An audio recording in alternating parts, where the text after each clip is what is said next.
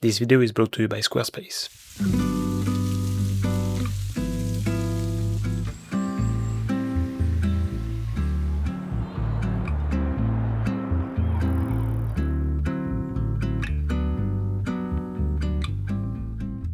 Wow. What is this? No car is coming, so I'll grab a shot. Good morning and welcome to another video. The plan today is to go a bit outside of Hiroshima because I rented a car, so I will go in the little suburbs and a bit further from the city center. And I'm here at the Shinrin-koen. It's a nice nature park where I came last week with my family to have a barbecue, and it looked pretty nice for autumn colors, as you can see now. And being busy with all the kids and grilling the meat, couldn't take so much pictures, so that's why I came back here today. And I'm shooting with the Sony a7C II with the Tamron 35mm f2.8 that you guys seem to not like too much, or I guess not even consider it as an option, but so far so good. And the next video will be more detailed about this lens. So in this one I will shoot with it, so you will see plenty of examples. And yeah, I'm not too convinced about the lighting situation right here at this moment of the day. It's early in the morning, early like 9 something, because the light is kind of blocked by the mountain and nothing is really lit. Most things are in the shadow, but yeah, not really the smartest plan. But I'm sure there will be plenty of things to photograph, and hopefully I'll have some fun shooting today. I love the very strong light we have here, and it creates like shadows that goes from the right side to the left side. We have like burst of colors with this little bush, like the trees in the background. Looks very nice. Obviously you have to sacrifice some detail on like this part because there's actually no detail. Like, even with my eyes it looks like a pure blob of white, and that's how it's supposed to look also in a photo. So yeah, I will try to balance the exposition the best, and obviously it would look nice to have someone sitting there having a coffee or something, but yeah, we can't have everything, I guess.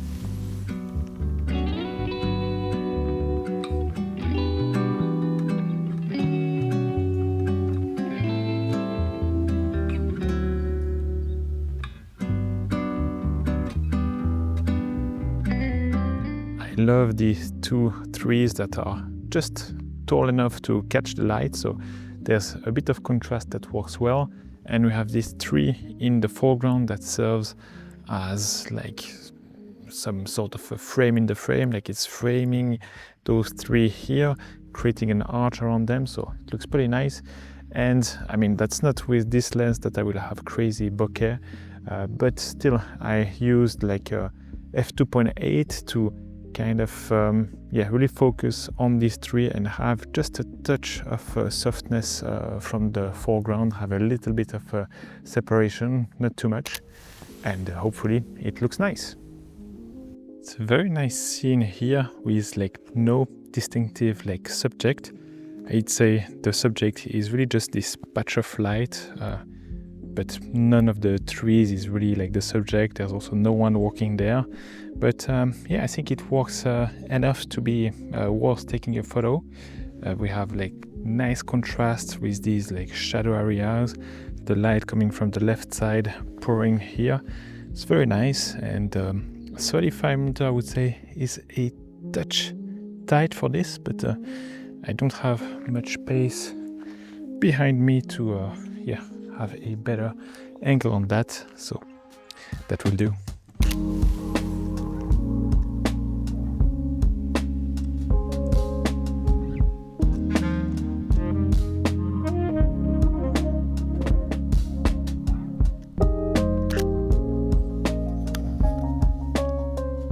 I'm trying a Dutch tilt here to really make this bridge very dynamic with all these lines, and to include the orange tree here on the top right corner. I was struggling to get this Dutch tilt composition vertically, but I think it works better horizontally, like this. Hopla. pretty nice. So I literally came to this place for this, and it's okay. There's some light coming from the left. It's not fully blocked by the hill or the mountain, but it's just that I don't know exactly how to compose that. And like there are little elements like this door, some games for the kids, but wow, like it's fully orange. It's very nice.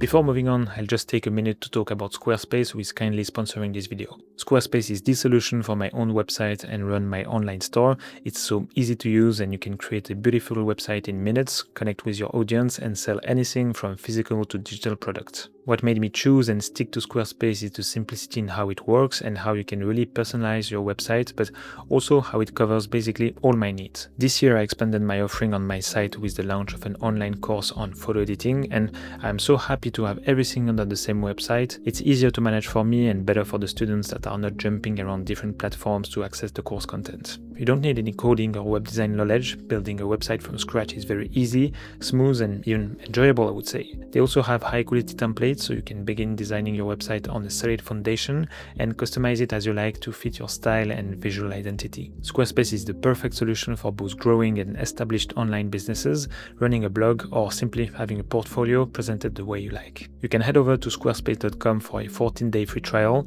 and when you're ready to launch your website, go to squarespace.com/Adrian to save 10% on your first purchase of a website or domain. Thank you so much to Squarespace for the support, and now let's get back to the video. If you struggle to make your fall images look a little bit more like fall, warm and orange, the first thing you can do is like putting your white balance onto one of the presets like cloudy or even shade that you have on your camera. That's what I have here with my Sony camera.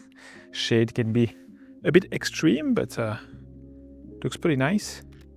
Otherwise, just like cloudy is a good balance, and of course a preset, some editing like boosting your orange like will do a part of the job, but what will do most of the job and in a most natural way is the white balance. So whether you shoot it in cloudy or a bit warmer in camera or in post, it doesn't change, because if you shoot raw you have like the full flexibility on it, but doing it in camera can maybe motivate you a bit more, like you actually have a closer representation of what the final image after editing will look like, so that can be a bit more engaging and motivating, I guess.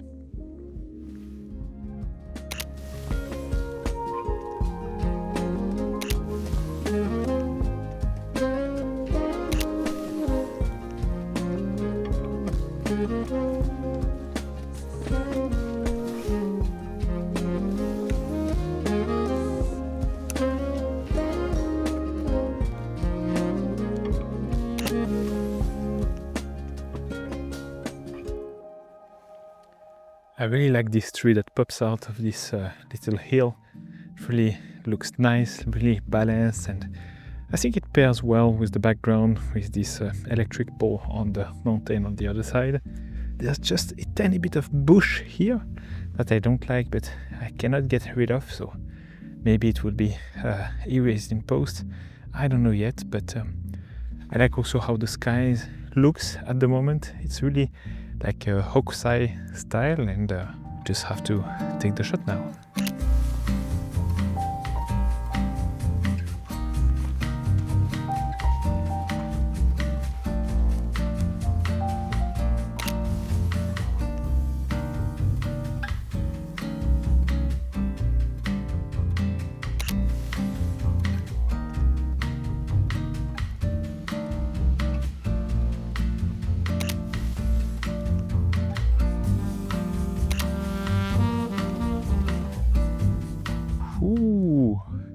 So this is the drink corner, the little hut next to it, hut like basically a restroom, and this tree with like the leaves here catching the light looks nice. It's like wrapping up everything nicely, so I think the angle is pretty spot on now, but I'll figure out my composition and let's see if it looks nice. So I also joined the nose strap movement, which I really like so far. It really keeps me engaged in the photography process, like always having the camera in hand. I feel like I'm more likely to lift it up to take some photos, and so far no accident, so it's going pretty smooth. But yeah, I know if something in the realm of like slipping or dropping your camera happens, I might change my mind.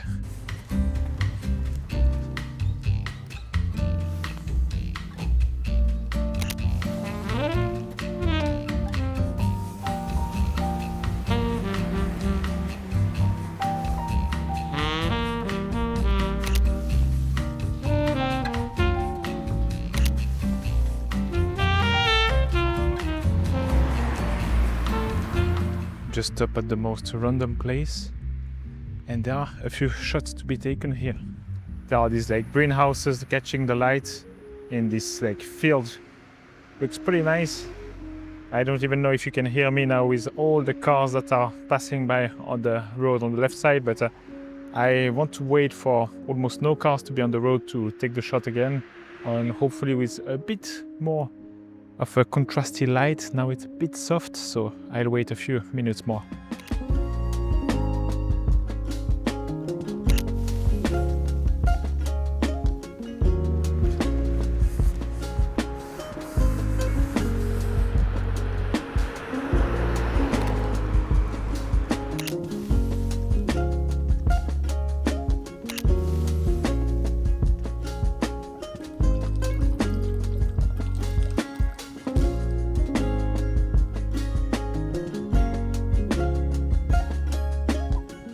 I just added all these lines on the LCD screen and viewfinder to help me like find somewhere I want the photo to be aligned to. Like for example, here there's a bunch of little trees, and you see there are some that goes a bit diagonally, there are some that goes like straight, and I can play and define like which one I want to be perfectly parallel to one of these lines, and then compose my shot based on that. Because here I used one of these like crooked tree to tilt a bit my composition, and I find that pretty interesting. And yeah, basically all these lines help me to at least have some sort of structure in this like unstructured composition.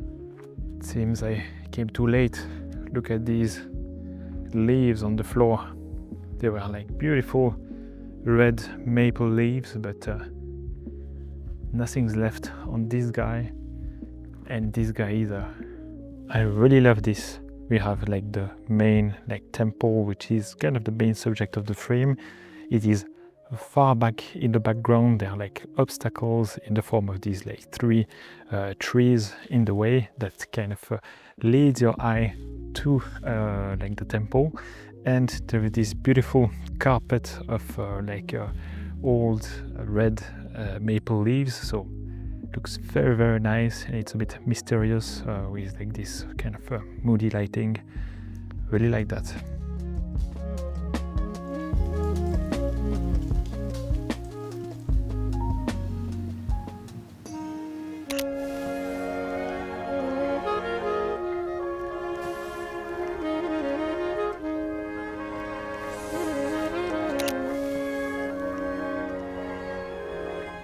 Again, here I'm selecting like this tree as my reference point to align it to one of these lines that I have on my screen, and I end up with a frame that is slightly tilted, but I like the dynamism of like such framing and such composition, so that's what I'm going to go for here.